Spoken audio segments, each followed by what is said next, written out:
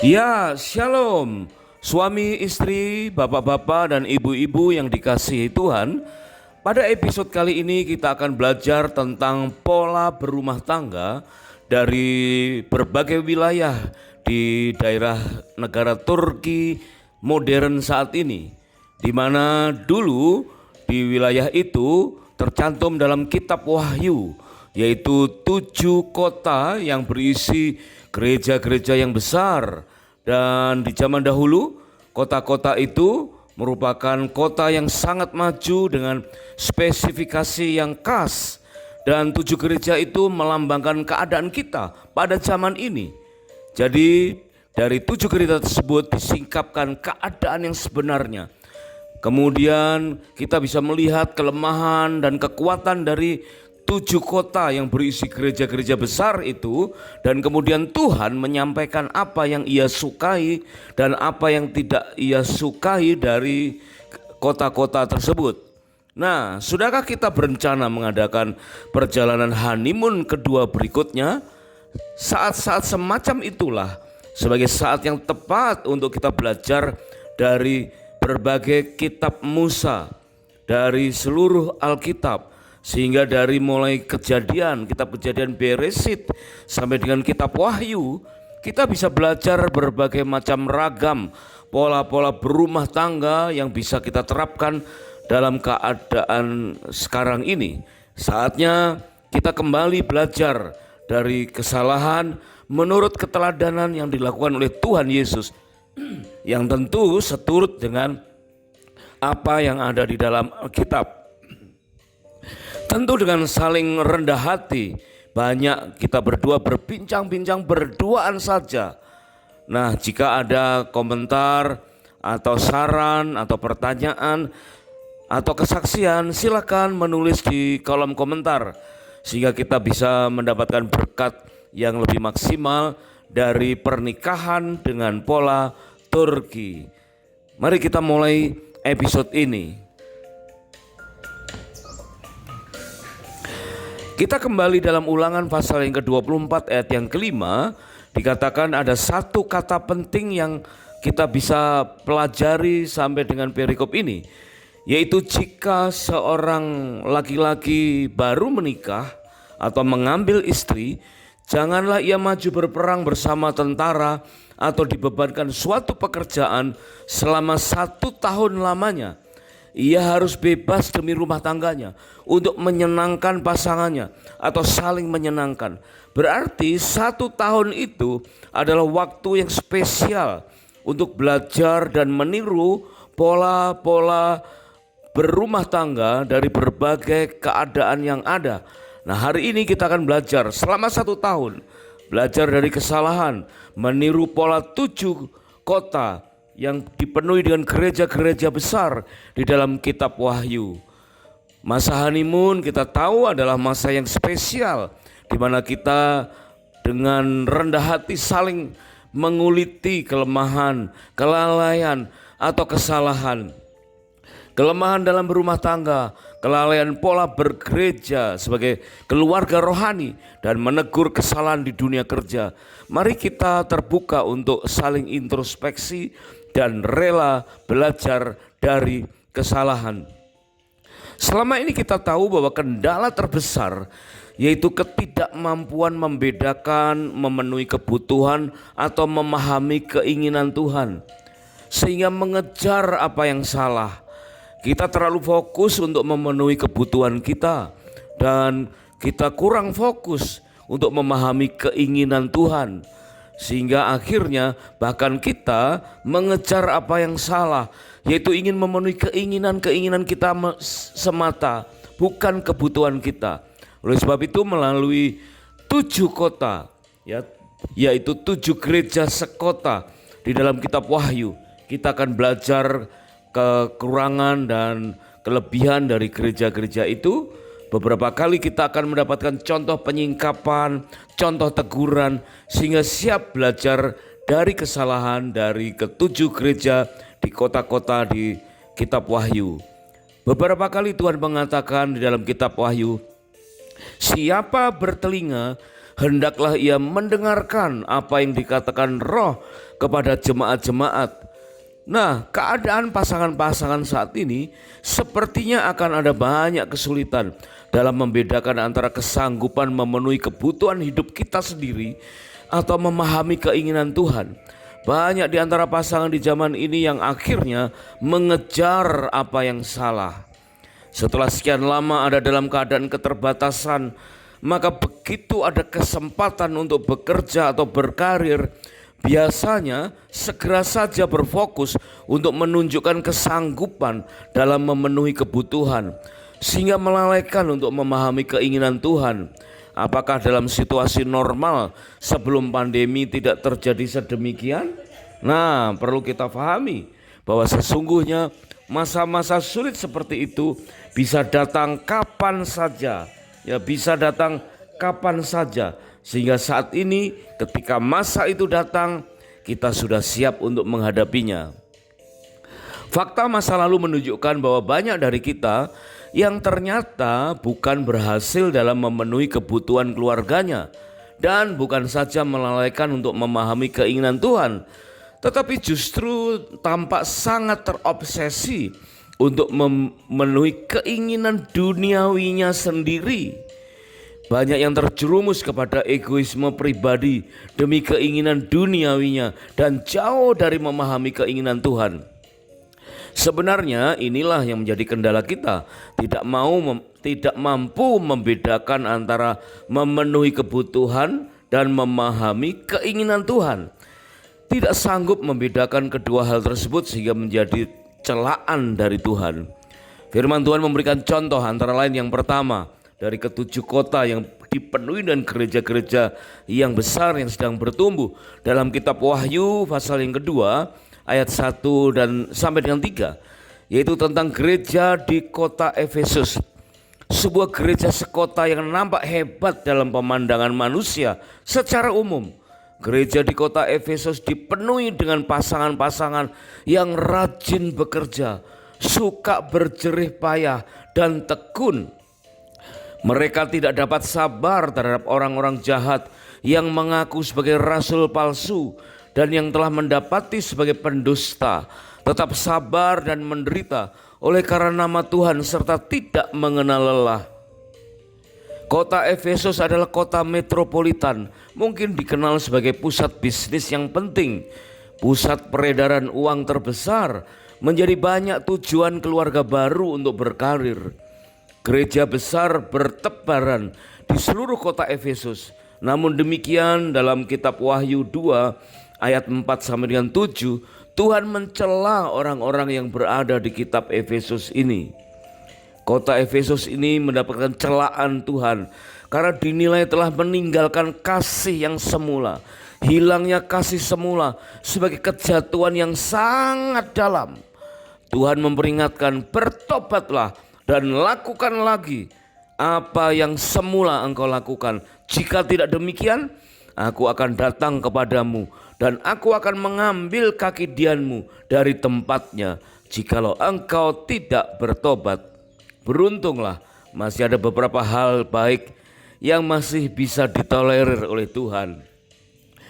Berkenaan dengan membenci segala perbuatan pengikut Nikolaus yang juga Tuhan benci, dan Tuhan juga menyediakan makan dari pohon kehidupan yang ada di Taman Firdaus Allah bagi yang merespon teguran tersebut dan menang. Jadi ternyata Tuhan berkenan bagi orang-orang tertentu, yaitu bagi yang merespon teguran dan menang. Di kota Efesus banyak orang terjerumus kepada egoisme pribadi demi keinginan duniawinya sendiri dan jauh dari memahami keinginan Tuhan. Mari kita belajar dari kesalahan semacam ini. Saat honeymoon kedua kali ini, kesatuan pasangan hendaknya menjadi prioritas, karena setiap keputusan mencerminkan isi hati kita, akan terlihat dari apa yang kita kejar.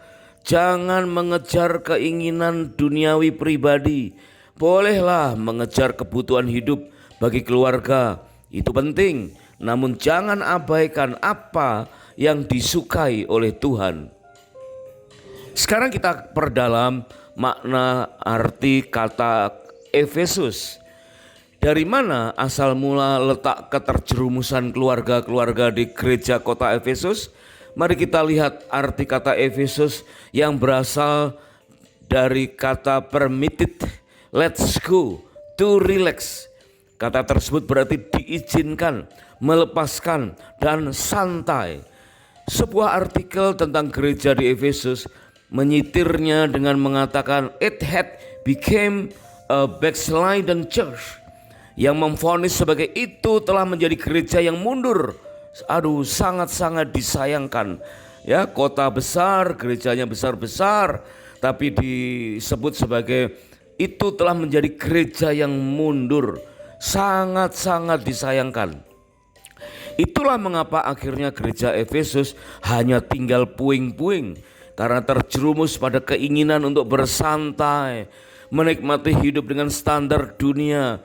Meskipun menolak pengikut Nikolaus yang sesat, tetapi di hadapan Tuhan juga dinilai sebagai hilangnya kasih yang semula. Lihatlah realita akhir-akhir ini. Begitu pandemi melandai beberapa tahun berikutnya, kita diperhadapkan dengan istilah baru, yaitu 4DWW atau 4-day work week, yang banyak dituntut oleh generasi Z. Mereka meyakini 4 hari kerja lebih produktif karena lebih work-life balance dibandingkan dengan 5 atau 6 hari kerja per minggu. Sebuah perusahaan di Kanada yang bernama Five Art di Toronto memulai 4DWW pada bulan Mei tahun 2023. Karyawan mereka bekerja 32 jam per minggu pada hari Senin sampai Kamis, namun tetap digaji seperti bekerja 40 jam per minggu. Ini termuat dalam majalah Now Toronto tanggal 21 April 2023. Prinsip 4:3 sebagai kerja banding libur. Wow, 4 hari kerja dan 3 hari libur berpotensi meningkatkan biaya untuk leisure time yang bisa merusak perencanaan keuangan pribadi atau keluarga. Dalam realita memang ada jenis pekerjaan yang harus dilakukan 24 jam seminggu, maka perlu diatur sistem shift work. Nah, sekarang kita bandingkan dengan prinsip 996WC, 996WC, 996 work culture. Budaya kerja mulai dari pukul 9 pagi sampai dengan pukul 9 malam. Coba perhatikan, 12 jam sehari dalam 6 hari kerja per minggu. Terlepas dari perselisihan tentang ini di China, prinsip ini disebut sebagai blessing oleh Jack Ma, tetapi dipandang sebagai brutal work culture oleh pekerja. Ya, ini menjadi diskusi yang hangat dari BBC pada tanggal 2 Agustus tahun 2021.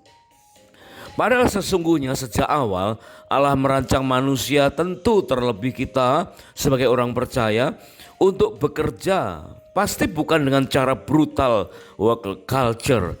Mari kita belajar dari kesalahan yang pernah ada. Apa yang terjadi bagi kota Efesus, gereja besar di kitab Wahyu, ternyata juga telah terjadi saat ini. Banyak upaya demi memenuhi keinginan duniawi kita, padahal kita seharusnya memahami keinginan Tuhan. Bersama pasangan, apapun juga yang kita perbuatlah dengan segenap hati seperti untuk Tuhan dan bukan untuk manusia. Dari Tuhanlah kita akan menerima bagian yang ditentukan sebagai upah. Tertuang dalam Kolose pasal 3 ayat 23 sampai dengan 24. Maka tidaklah heran apabila dikatakan bahwa kendala terbesar rumah tangga masa kini hanyalah seputar ketidakmampuan membedakan antara memenuhi kebutuhan dan atau memahami keinginan Tuhan, sehingga mengejar apa yang salah. Mari kita belajar dari kesalahan. Setelah gereja di Efesus, demikian pula terjadi bagi 6 gereja sekota di tempat yang lain, yaitu Smyrna, Pergamus, Tiatira, gereja di kota Sardis, gereja-gereja di kota Philadelphia dan juga gereja-gereja di kota Laodikia. Di dalam Wahyu pasal yang kedua ayat yang ke-8 sampai Wahyu pasal yang ketiga ayat yang ke-22. Mari kita perdalam ke-6 gereja sekota berikutnya.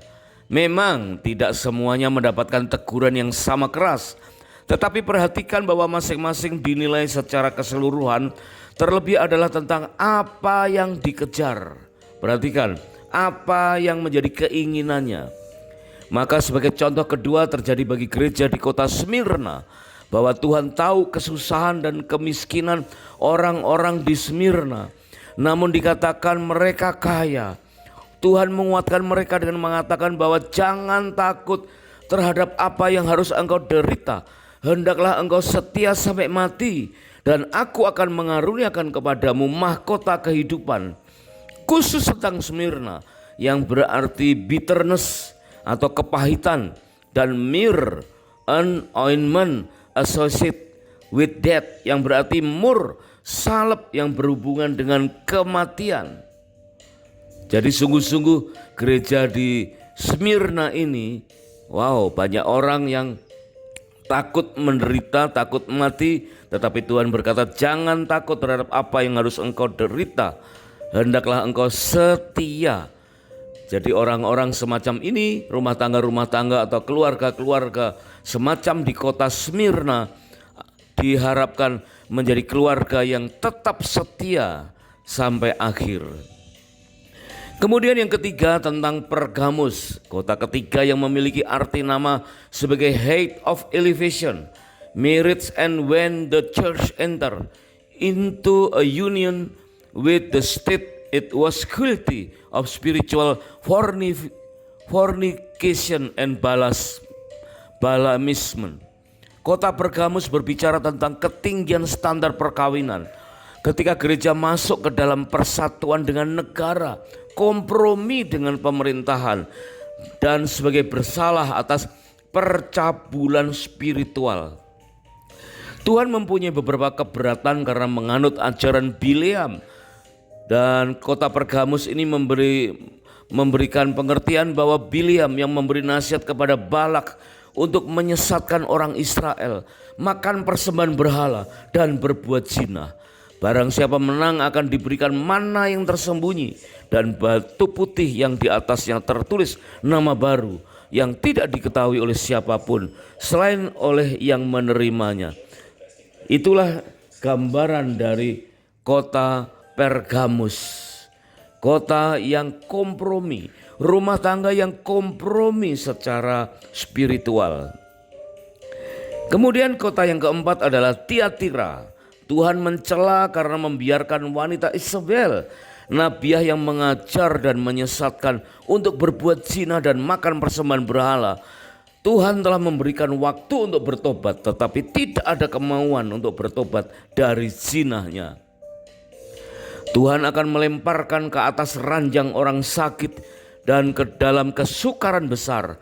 Namun untuk yang menang sampai kesudahan, ini kabar baiknya, Tuhan akan memberikan kuasa atas bangsa-bangsa dan memerintah. Wow, luar biasa. Kota Tiatira ini dikatakan, kata Tiatira memiliki arti sebagai odor of affliction atau bau penderitaan, disebut pula dengan sebutan Semiramis. Sehingga diharapkan rumah tangga yang juga memiliki kompromi semacam dengan Isabel, nabiah yang mengajar atau menyesatkan perzinahan, harus bertobat supaya mendapatkan perkenanan Tuhan. Kemudian berikutnya kota yang kelima adalah kota Sardis, memiliki arti red ones, escaping one, or those who come out, atau yang merah, yang kabur atau yang keluar. Karena tidak satu pun dari pekerjaan mereka yang kedapatan sempurna. Ini aneh ya. Mungkin rumah tangga dari gereja-gereja besar itu ya bekerjanya tidak sampai selesai. Maka Tuhan dikatakan ada seruan untuk bertobat. karena akan dikenakan pakaian putih dan Tuhan tidak akan menghapus namanya dari kitab kehidupan, melainkan Tuhan akan mengakui namanya di hadapan Bapa. Wow, sungguh indah kota Sardis ini mendapatkan pengampunan dari Tuhan dan mendapatkan pakaian putih. Kemudian kota yang keenam yaitu kota Philadelphia, dipenuhi dengan gereja-gereja besar. Apa yang Tuhan katakan tentang Philadelphia? Philadelphia sebagai kota besar, kota keenam, memiliki arti brotherly love atau kasih persaudaraan. Di zaman pramodern, keadaan semacam ini pernah terjadi saat banyak kota-kota di dunia mengalami kebangunan rohani dengan bangkitnya kasih persaudaraan. Dan beberapa kali itu berulang, beberapa negara dengan kota-kota besar yang mengalami kebangkitan kasih persaudaraan, dan ini melambangkan kota Philadelphia bangkit kembali di akhir zaman. Sebagai contoh revival yang dimulai oleh Josh Whitefield pada tahun 1739 dan diikuti oleh John Wesley, Charles Finney, dan D.L. Moody. Tuhan tahu bahwa kekuatan mereka tidak seberapa, namun mereka menuruti firman dan tidak menyangkal nama Tuhan, sehingga apabila mereka menang akan dijadikan sokok guru di dalam bait suci Allah dan tidak akan keluar lagi dari situ. Indah sekali kota yang keenam ini, yaitu kota Philadelphia. Ada kebangkitan persaudaraan dan dicontohkan melalui tokoh-tokoh revival, dan sampai dengan akhir zaman saat ini pun banyak bermunculan tokoh-tokoh revival yang membangkitkan persaudaraan, dan Tuhan katakan akan menjadikan sokok guru dalam kerajaan Allah. Nah, kemudian kota yang terakhir yaitu kota yang ketujuh, kota Laodikia atau Laodicea, yang memiliki arti justice of the people, yaitu keadilan atau kekuasaan rakyat, semacam gereja yang menerapkan demokrasi. Penduduk kota Laodikia ini dikenal mempunyai kekuatan massa yang sangat besar. Sumber daya di berbagai bidang tersedia dengan berlimpah, dengan kecenderungan untuk hidup dalam kemapanan dan kenyamanan. Asal kompak, mereka punya potensi yang bisa digerakkan. Sebab itu di hadapan Tuhan mereka dianggap sebagai tidak dingin dan tidak panas, mapan, nyaman karena merasa berpotensi besar. Maka dikatakan alangkah baiknya jika mereka dingin atau panas, karena suam-suam kuku dan tidak dingin atau panas, maka Tuhan akan memuntahkan mereka dari mulut Tuhan. Gereja sekota Laodikia ini terdiri dari keluarga-keluarga yang kaya dan telah memperkayakan diri. Yang kaya semakin kaya, yang miskin menjadi kaya, tidak kekurangan apa-apa. Padahal di hadapan Tuhan mereka dianggap melarat dan malang, miskin, buta dan telanjang, atau 3 MBT, ya, yaitu melarat, malang, miskin, buta dan telanjang. Meskipun secara jasmani mereka kaya raya, tetapi secara rohani Tuhan menilai mereka 3 MBT, yaitu melarat, malang, miskin, buta dan telanjang. Mari kita belajar dari kesalahan semacam ini. Kepada kota Laodikia, Tuhan menyuruh untuk membeli emas yang telah dimurnikan dalam api agar menjadi kaya, padahal sudah kaya. Tapi dikatakan harus dimurnikan, dan juga pakaian putih supaya jangan kelihatan ketelanjangan yang memalukan, serta membeli minyak untuk melumas mata supaya dapat melihat. Di dalam kitab Wahyu pasal 19 ayat yang ke-8 disebutkan ada pakaian putih, tertulis sebagai perbuatan-perbuatan benar dari orang-orang kudus. Nah, selagi kita mengadakan bulan madu kedua kali ini, kita dapat belajar dari ketujuh gereja dengan seluruh 7 kota dengan gereja-gereja besar di dalamnya, Kita dapat mempelajari tentang apa yang tidak disukai Tuhan, yaitu yang hidupnya tidak intim dengan Tuhan Yesus, yang meninggalkan iman yang alkitabiah, yang bersikap toleran terhadap dosa, para pemimpin jemaat, guru dan pengerja awam yang amoral, yang mati rohani, contohnya Sardis, dan suam-suam kuku Laodikia, yang menggantikan kekudusan, kebenaran, hikmat rohani dengan keberhasilan-keberhasilan secara materi, secara duniawi. Oleh sebab itu melalui kitab-kitab Musa kita bisa belajar dari keteladanan Abraham bahwa teguran-teguran dari ketujuh kota yang berisi gereja-gereja besar dalam kitab Wahyu itu bisa kita selaraskan dengan keteladanan Abraham yang dapat kita perdalam dalam episode yang berikutnya. Di dalam 1 Korintus 6 ayat yang kelima sampai dengan yang ketujuh, firman Tuhan berkata, hal ini kukatakan untuk mempermalukan atau memalukan kamu. Tidak adakah seorang dari kamu yang bijaksana atau berhikmat yang dapat mengurus perkara-perkara di antara atau dari saudara-saudaranya? Apakah saudara yang satu mencari keadilan terhadap saudara yang lain dan justru membawa perkaranya kepada orang-orang yang tidak percaya? Adanya saja perkara di antara kamu yang seorang terhadap yang lain telah merupakan kekalahan bagi kamu. Mengapa kamu tidak lebih suka menderita ketidakadilan? Mengapakah kamu tidak lebih suka dirugikan? Berapa banyak angka perceraian terjadi di antara jemaat dari gereja-gereja besar saat ini? Bukankah mekanisme pembinaan pra dan pasca nikah telah ada secara masif? Yang belum ada adalah keteladanan dari gereja. Maka mengapa kita harus meneladani 7 kota dengan gereja-gereja besar dan kita bandingkan dengan kehidupan keluarga Abraham? Kemurnian teokrasi akan diuji dengan rasa cinta damai pada praktek hukum kekerabatan yang dilakukan.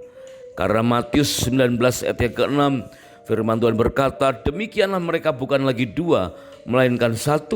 Karena itu apa yang telah dipersatukan Allah tidak boleh diceraikan oleh manusia. Dengan berawal terpisahnya pikiran secara rohani dan secara duniawi, secara harta dan secara spiritual, maka akan mengakibatkan kita mudah untuk jatuh seperti 7 kota meskipun dengan gereja-gereja yang besar. Karena di mana hartamu berada, di situ juga hatimu berada. Matius 6 ayat 21 dan Lukas 12 ayat yang ke-34. Saat harta terpisah, maka hati kita akan mudah berpisah. Bedakan antara status dan fungsi. Bisa saja kita mengejar status diberkati, tetapi Tuhan ingin kita berfungsi menjadi berkat. Perhatikan, ada perbedaan antara status dan fungsi. Bisa saja kita mengejar status diberkati, nampak dari apa yang kita miliki. Tetapi Tuhan ingin kita berfungsi menjadi berkat, akan nampak seberapa yang kita salurkan. Nah, pola pernikahan yang dapat kita lihat dalam kehidupan 7 kota dengan gereja-gereja besar tersebut yang saat ini ada di negara Turki, yang dulu tercantum dalam kitab Wahyu, dan 7 gereja atau 7 gereja sekota yang melambangkan keadaan kita pada zaman saat ini, itu disingkapkan keadaan yang sebenarnya, di mana Tuhan menyampaikan beberapa hal, ada yang disukai dan ada yang tidak disukai. Terima kasih sudah menyimak, dan kami sangat bersukacita jika episode ini dapat menjadi berkat, dan terima kasih jika berkenan untuk subscribe atau like, dan silakan di-share ke pasangan yang lain. Kiranya Tuhan Yesus memberkati pernikahan kita dengan berlimpah-limpah-limpah. God bless.